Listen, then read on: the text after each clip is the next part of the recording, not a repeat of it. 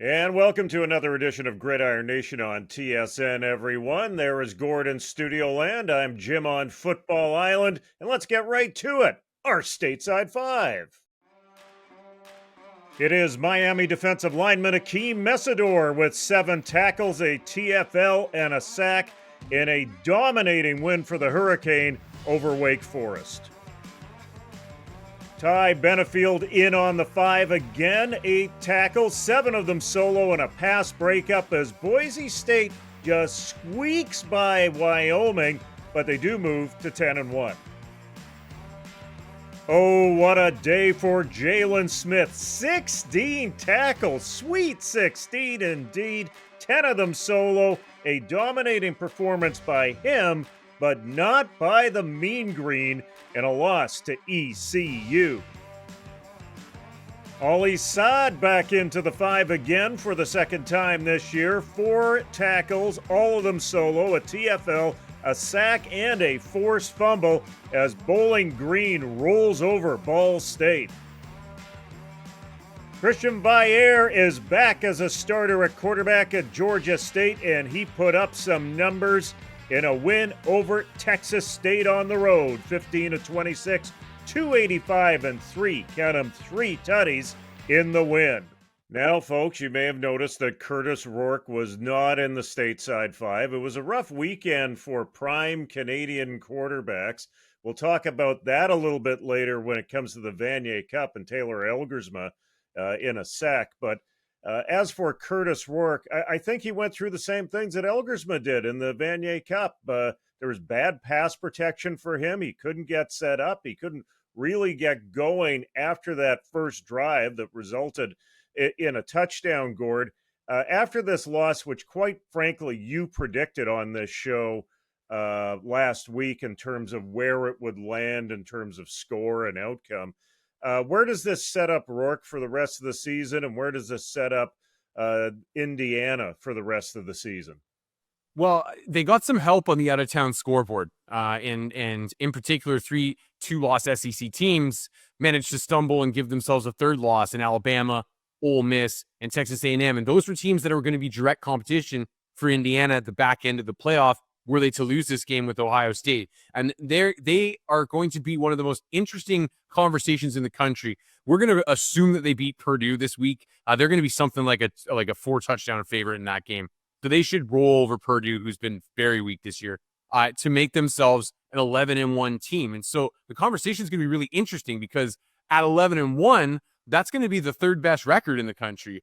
But if you look at what got them to that 11-1, well, what got them to that 11-1 was beating up on a bunch of weak teams. I think I saw the other day, they've only played 2 teams as of right now this season, or beat, I should say, 2 teams this season that as of right now are bowl eligible with 1 game remaining, right? So that just goes to show the strength of schedule. I think it's ranked like 110th in the country or something like that. They've had a very friendly schedule that has helped them along to this point in time. But those SEC teams stumbling has created opportunity for the likes of them, create opportunity for the likes of SMU to get into the back end of that playoff, and even some opportunity for potentially, a UNLV if they upset Boise State or something like that at the back end of this too. So one of the things I think has become very clear this season is that this new expanded playoff is doing its job. It's been really, really interesting and compelling, the various storylines, especially with the SEC kind of cannibalizing each other for a lot of the season here. It has made for a ton of intrigue around these spots. And despite the pretty bad stumble here, Indiana actually is still sitting in pretty good position. And I alluded to this on last week's show, it might actually be a little bit of a blessing in disguise at this point that they will likely miss the Big Ten championship game altogether because they can just sit pat at 11-1 and let Ohio State and Oregon, like the Ohio State and Oregon, beat up on each other. Hey, Christian Vanier is back. That's nice to see at Georgia State. He got the start. He landed into our Stateside 5 after an outstanding performance, 3 TDs.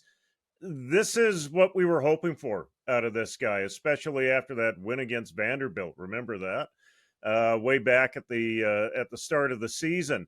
Does this give him a real opportunity now to take the rest of this season for Georgia State and position himself, if he stays at Georgia State, because he's been known to move from place to place, if he stays at Georgia State to be the number 1 quarterback there? Yeah, I think he's positioned quite well. And it's worth noting that since that Vanderbilt game, yeah, he played to the point where he lost his job, but his direct competition came in and then played to the point where he lost the job right back to Christian. So the season has not gone well for Georgia State since that Vanderbilt game. In fact, it's basically gone completely off the rails. This was their first win since the week after that Vanderbilt game. And they're at 3-8 overall now. To be honest with you, you look back at that Vanderbilt result, that's probably going to stand out as one of the strangest WTF results of the entire college football season when all is said and done. So that's not really the point right now, but I did think that the performance for him to come back in against a Texas State squad that's actually been pretty solid this year in Sun Belt play. They go and put up 52 points on the road. Vanier was 3 touchdowns in the first half and about 250 yards, and they basically coasted the rest of the second half and ran very heavily in the second half to flush it out. So a very good win for Georgia State. I think that was a lot of promising signs for Vanier, although I will take note of the fact that they did take the air out of the ball in that second half and take it out of his hands as much as they possibly could. I don't know that there's a ton of trust built up there right now, but for a season that you wondered at one point if this was going to be Christian's last shot when he lost that job, and for him to be able to bounce back and be successful in bouncing back in this game, I think is really promising and a cause for some optimism for him for sure. Yeah, 41 points for the Panthers in that first half against Texas State before they took their foot off the gas, and that one almost let Texas State back into it, quite frankly, with 21 fourth quarter points from them. This week, though, and as it's developed through the year, it's been all about defensive players when it comes to Canadians in the NCAA. We left a number of names off the stateside 5 that could have been in the mix. Who are the dark horses for you, and who's really stood out? Yeah, I mean, it's been a long list, and I think one of the things that was really promising this week was that we were starting to see some of the secondary contributor guys pop back up on score sheets as well. Isaiah Banyan chips in with 4 tackles for BYU. Nate Marty over at Arkansas State chips in with 4 tackles. Malcolm Bell at Connecticut punches 6 tackles in their wins. So we're seeing a lot of depth of Canadians on the defensive side of the ball. If you're a CFL scout right now, I think you got to be really excited about some of the national talent that is going to be coming up over the next couple of years. Dario Trabome actually had one of the rare off weeks for him this year. He was quiet this week, but Ty Benefield, 8 tackles. Jaylen Smith, 15 or 16 tackles. Darius McKenzie, again, coming on strong at South Alabama. I think he had 11 tackles and led the team. We're seeing some tackling machines flying around the fields that happen to have Maple Leafs on their passports. So it's been a really good year for that. And it's what's interesting for me. I'm thinking ahead to, say, the Chorus Trophy conversation at the end of the year, and it's kind of disappointing because I think if you were buying into the overall narrative, it would be an appropriate year for a defensive guy to break through and finally win this award for the first time. However, I think Kurtis Rourke has kind of lapped the field in the way that he's played out this season, and it's going to overshadow some really, really good defensive performances, much as it did 3 years ago when Amen Ogbongbemiga was a runner-up for this award. But it's been a really strong season for a number of Canadians on the defense side of the ball. This week was no exception. Yeah, it looks like there's going to be a strong draft or two when it comes to defensive players, some of them going to the NFL, but a lot of them ending up in the CFL. And when you consider there's 8 Canadian starters on the field in a CFL team, most of them land on the offensive side of the ball. You take a look at the Canadians that are out there right now, who's a big ratio breaker in your mind that can play out of position on the defensive side when it comes to getting into a CFL lineup in the future, do you think? Yeah, it's a good question. I mean, I think that the notion of the ratio breaker with the way that CFL teams are approaching it these days, especially on the defensive side of the ball, is maybe starting to become a little bit antiquated. I think a lot of the traditional national positions on the defensive side, teams are playing around with. So I think about the BC Lions, for example, that have made a habit of starting multiple Canadian linebackers in the past couple of seasons to make that their Canadian content on defense. It's no longer the hide a nose tackle, maybe hide a field side halfback and a free safety as Canadians and hope you can get away with it. Teams are playing around with it a lot more. That being said, I think Jaylen Smith is a guy that's at the forefront for me, a guy that probably comes out this year, I would think, and a guy that I think is from a small enough school and just undersized and up under the radar enough that I don't know if he's going to get a long, serious look at the NFL level, but I think his skill set transitions to the Canadian game perfectly. I think he's a very heady pass defender. I think he's got the athleticism to fly around that bigger field. We've seen how he gets after it and makes tackles in the open field. That's one of his best skill sets. He's also shown a little bit of an affinity when called upon to get after the passer. So I think he's a guy that I would be quite excited about when he enters into the CFL ranks, being able to hit the ground running. And Jim, we've seen a handful of really good Canadian players that have come into the league in the last couple of years and hit the ground running right away on both sides of the ball. So I do think that we're really reaching a high mark for Canadian talent coming out right now, and I hope that the momentum continues. Thanks very much for that, Gord. When we come back, we will recap the Vanier Cup. Stick around. And welcome back to Gridiron Nation on TSN, everyone. Time to look back at the Vanier Cup and do our wrap on U Sports. And who better to be joined with but Dashawn Stephens, who called color on the national semifinal and the national final from Kingston. Dashawn, good to have you with us. I appreciate being here. Super tired, but good to be here.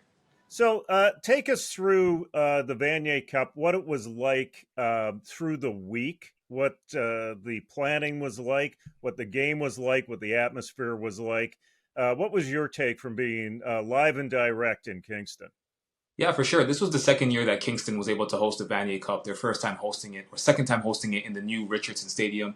Last year, they had UBC and Montreal on hand. This year, obviously, we know Laurier, Laval, and I think they did a much better job this time around than they did last year.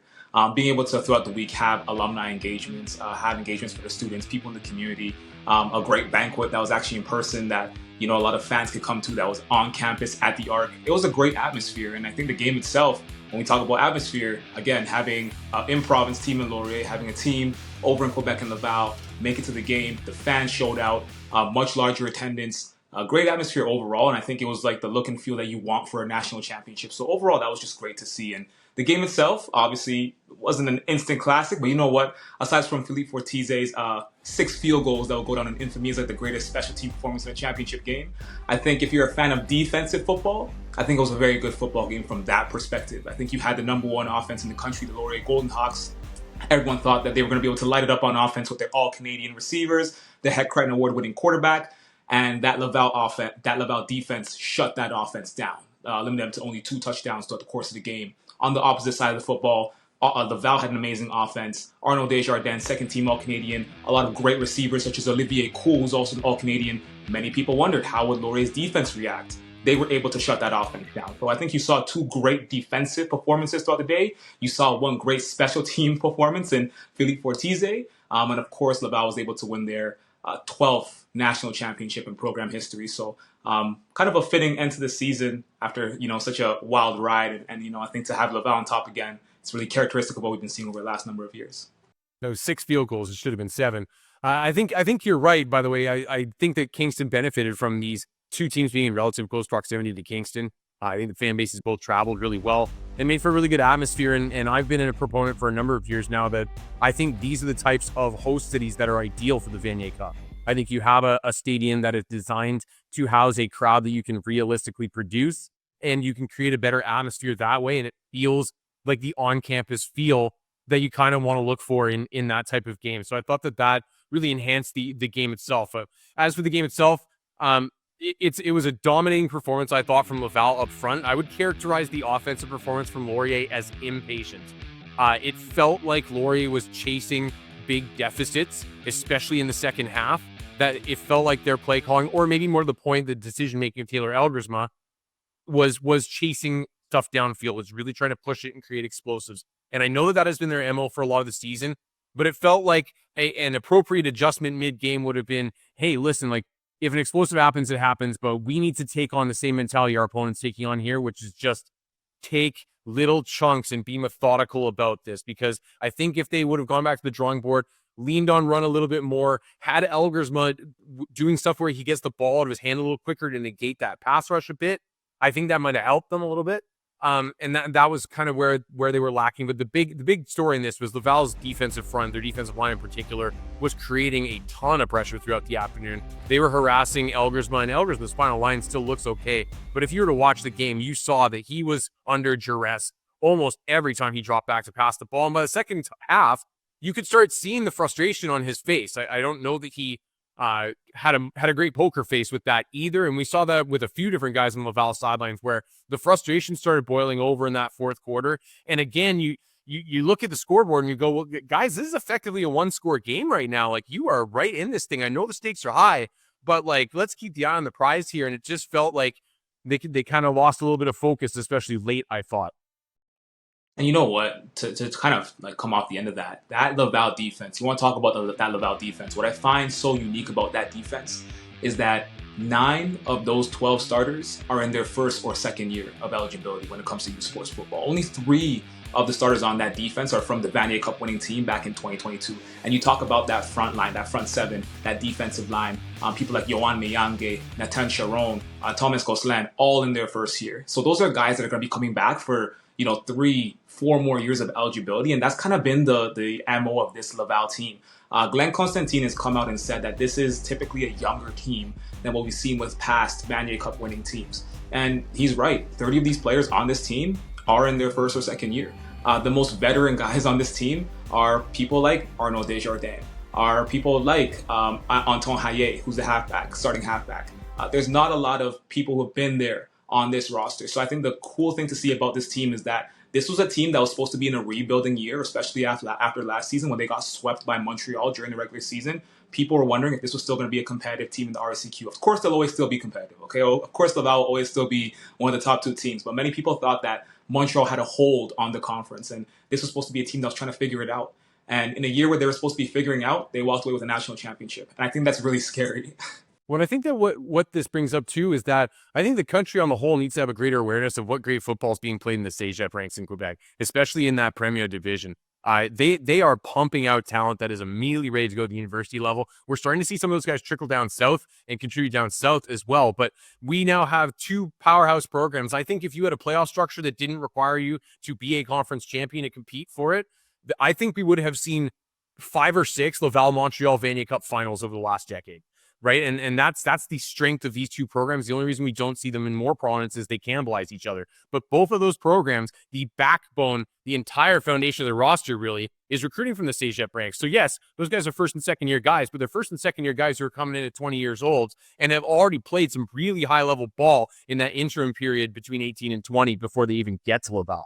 What's next for U Sports after this Vanier Cup? I know they're going to Regina, a CFL-sized facility for the next Vanier Cup. I think there might be some challenges there in terms of getting enough bodies out to make that thing show well. We can only hope that the Regina Rams and what they did this year, they can continue to follow through and create more excitement in that community. But, in terms of being on the national radar, we got the one game that was on national television. How does U Sports, Dashawn, take the next steps to get more visibility for this sport? Or is it even within their reach within the next year? In all honesty, I think it is within their reach. My opinion, I think U Sports right now as a product, U Sports football as a product right now is probably the best it's been in a while. You look across the country, there's parity across the country. You look at the OUA. For the first time in a long time, it's not just Western and the rest, right? You have Laurier, you have Western, you have teams that are coming up such as Windsor, such as Guelph. Even York is making some strides here and there, right? You look in the Canada West. I came on this show a couple weeks ago and I said, there's no way the Regina Rams would ever beat the Manitoba Bisons in the semifinal, and the Regina Rams made a run to the conference championship and 1 game away from the Vanier Cup. You know what I'm saying? You look out east and Bishops is starting to build something, brewing there. To bring themselves on a national stage, along with a team like St. FX that's been doing it for a while. And in Quebec, I mean, it's always going to be Laval and Montreal. But teams such as McGill and Concordia are making strides as well to become more competitive. So I think there's more parity across the country now than ever before.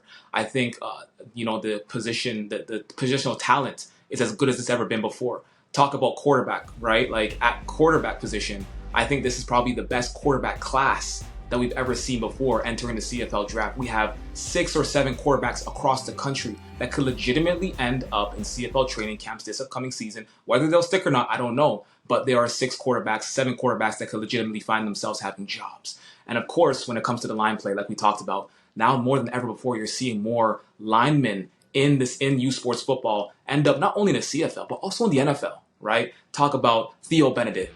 Talk about Giovanni Manu, right? The line play in U Sports football is now better now than it's ever been before. So I think the product is great. I think there's no question there when it comes to how good U Sports football players are in this country. I think now it's about understanding, okay, what are the outlets that can really help amplify this product? Who are the media partners that we can connect with that can help bring us to another level? You could do the traditional route through television, but there's also, digital streaming routes that are more popular now than ever before. A lot of sports are switching to digital streaming routes. You're seeing in professional sports, you're seeing in the NBA, the NFL, not the CFL yet, hopefully one day, right? But that could be an option as well. So I think really and truly the product is in a great place. But I think now it's about understanding what are the routes that we can take to really help amplify this and get in front of many eyes as possible, because people care about U Sports football. There's no question there. The talent is there. But now it's about getting in front of the proper eyes and being able to broadcast it. And it might be stepping away from those traditional routes and looking at some of those more modern routes that a lot of the casual and hardcore sports fans are tapping into these days. Where does U Sports go from here? Well, for starters, I think voluntary safety should now be worth 4 points. And you don't get any more points after your fourth field goal. I think that would improve every Laval game significantly. Anyway, to your point, Dashawn, I think that those are all really great points, and I touched on something similar in our program a couple of weeks ago, talking about how maybe we're making too much of a big deal out of the terrestrial cable option for these games. I think so much is going to streaming these days, and even the NFL is going significantly to streaming for some of its most high-profile showcase games on various different platforms. U Sports is not going to be able to have the pull to pull like a Netflix as a partner, but I think where it can make up some strides is I think it really needs to invest in marketing its product to the greater public. I think that the availability of games has at times been a problem, but beyond that availability of games, I think the public doesn't even know where to find them if they want to look for them, right? You have to have kind of this insider knowledge of where the game is being broadcast in order to reach it, and that significantly puts a cap on their market. So that's not going to be an easy solution, but I do think that they need to invest in some marketing to try and increase the awareness around the brand. One thing I think would be a really great option is if they worked with CBC to partner on a game of the week that is just, they take the campus feed with the campus broadcasters, press play on cbcsports.ca, and people now have access to that from country to country. It at least keeps it conscious in people's minds on a week-to-week basis instead of, oh, it's late November, time to start paying attention to U Sports football again. Well, guys, thanks very much for this. I'm sure we'll talk a little bit more U Sports as we go through the final month of the show here. But once again, Dashawn, thanks for coming on. Thanks for having me. And when we come back, Jaylen Smith of the North Texas Mean Green joins us. Stick around. And welcome back to Gridiron Nation on TSN, everyone. Always one of our favorite times on the show when we get to catch up with one of our Canadian athletes in the NC2A. And none other than Jaylen Smith, hailing from Hamilton, Ontario, Canada, joins us from North Texas. Jaylen, how you doing? I'm doing great. How are you? Good. You have been on a tear lately in terms of racking up some numbers that we've been noticing on this side of the line. In fact, you are 10 tackles away from becoming the first Canadian since Eamon Ogbong-Bamiga in 2020 to rack up 100 tackles. I know you're not there for the stats, but tell us about your year so far, because it's been great as a captain and as a leader on this Mean Green team. This year is I was kind of expecting to have my confidence up, especially since I didn't get the outcome I wanted last year. So I knew going into this year I had to put all my eggs in one basket going into my last year, So and a lot of that's a testament to Coach Odom. He my linebacker coach and now the interim DC. He puts a lot of faith in me, and he trusts that I'll make plays, and he puts me in the spots to make plays. So a lot of that's to him, and then the work that we put in as a team through the off season. Like I wouldn't be without these coaches. Like they wouldn't have. They got me ready in shape. They got me up 30 pounds from the previous year to be able to play the position that I played. So, yeah. When you're talking about confidence, and if you've added 30 pounds, it's like you're playing with a whole new body. Tell me about that training process and how that changed your approach. Mm-hmm. So going into the off season, my dad and I we we decided that we're gonna take it like way more serious. We found a guy that his name is Zane. I forget his last name, but he was a former world champion, the IBFF bodylifting. So he put me on a diet plan. So I was just going through that, eating like 7 times a day. So then my dad was out there helping me train and all that. And then coming here, I was 20 I was 25 pounds up, so I just needed the extra 5 pounds. And Coach Kagan's and the strength staff down here. Obviously, they know exactly what they're doing. They're great guys, so they got me right, and they even more bigger than I was when I was 25 pounds up with the world champ. So yeah, it was a tough off season gaining that much weight. I'm not used to playing this heavy, but I do enjoy being this heavy, and I'm more physical than I was last year. So. Well, I've got a scarf back there that says "Built in the Hammer." You're from the Hammer, but you're partially now not built in the Hammer from this. Tell me, though, coming from Hamilton, you went the academy route in terms of hitting a couple of places along the way, IMG, and then you went to Connecticut. Tell me how your family played a role in this, and tell me about that transition going to places like that, because moving away in high school isn't the easiest thing to do, is it? So originally I was planning on moving to America a lot sooner in my career, but things just didn't work out through the school and all that, the coach having to leave.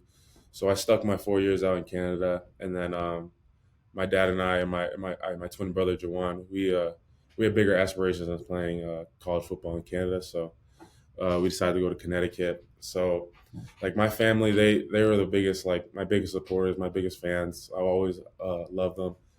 Everything I have is a testament towards them. They put their faith into me.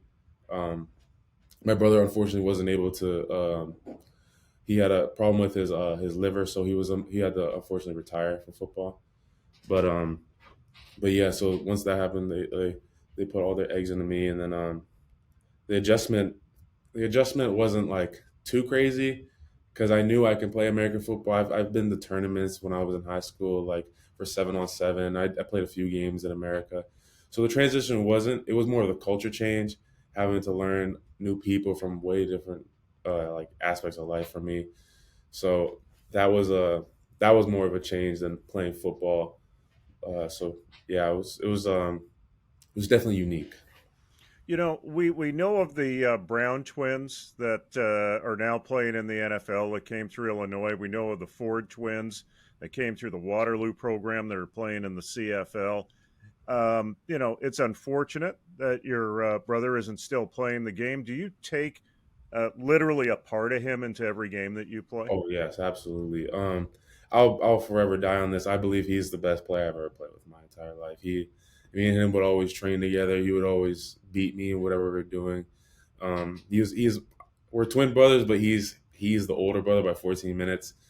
So yeah, all everything I do is for I try to bring a part of him with me in games. Before games, we would always talk to each other, get each other hyped up. So losing a part of part of me pretty much before games, it really hurt. But I know that he's proud of me, and he comes down to the games every once in a while. So anytime he comes, he's coming next week actually to Temple. So anytime he comes to the game, I'm always gonna show that I'm playing for him, and I am a part of him as well. Talk to me about this game coming up against the Temple Owls. It is a very important game for this program, isn't it? Yeah. So we need to get this win so we can get a bowl game. I haven't won a bowl game in a decade at this school, so we're looking to be a part of history at this school. So we're definitely focusing, watching film any chance we get. So we don't got school this week, so we're here all day watching film, practicing, getting extra work in.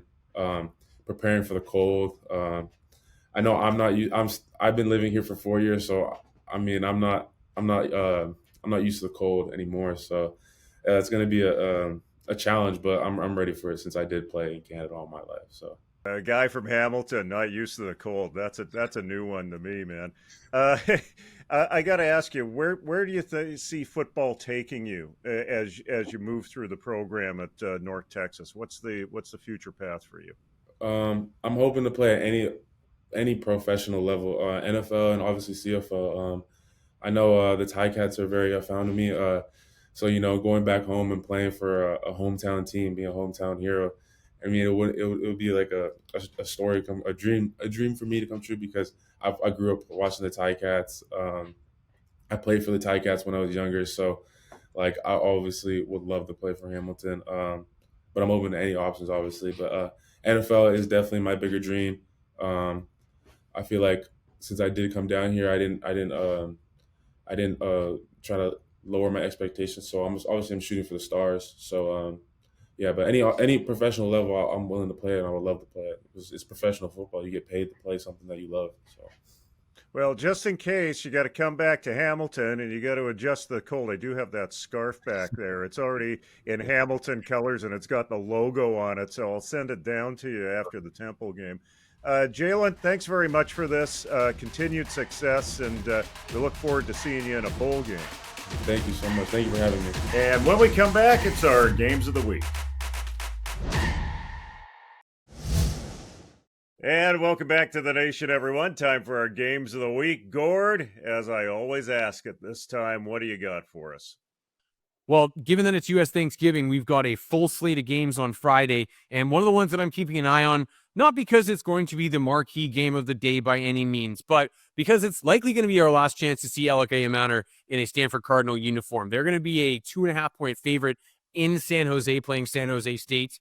It should be an interesting game. Stanford had Cal on the ropes in the big game. They led that game pretty much from wire to wire and gave up a long touchdown drive with about 3 minutes left in that game to lose that. A real heartbreaker for them. It's not been a great season on the whole for the Cardinal, and it's been a bit of a statistical step back for Ayamaner, although I will point out that his role as the guy, the alpha in their offense, has been very much solidified this year, and that's not taking a step back at all. But this is your last chance to see him in a Stanford roster, and it's a game that I think he has the potential to take over and really shine. So that's one that I'm going to be watching on Friday afternoon. And then on Saturday, a game with some interesting playoff implications. And to say that these new supersized conferences that have debuted this year are struggling with their championship game criteria and tiebreakers would be a bit of an understatement. The Big 12 has released their potential tiebreaker scenarios for this week. There are, according to the conference,